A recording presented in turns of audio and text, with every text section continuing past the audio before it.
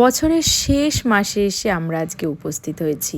মানে আজকে নভেম্বরের ৩০ তারিখ, মানে কালকে থেকে ১ তারিখ ডিসেম্বর শুরু। ২০২৪-এর শেষ মাস।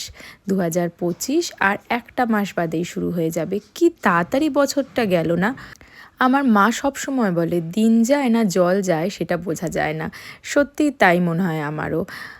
আবার একটা নতুন বছর, আবার অনেক অনেক নতুন আশা, ভরসা সব কিছু। আজ সকাল থেকেই বেশ ঠান্ডা ঠান্ডা লাগছে, আর শীতের সবজি পুরো ফ্রিজ ভর্তি পড়ে রয়েছে। অ্যাকচুয়ালি বাজারে গেলেই এত কালারফুল সবজি দেখতে পাওয়া যায় শীতকালে, না মনে হয় সব কিছু কিনে নিয়ে চলে আসি।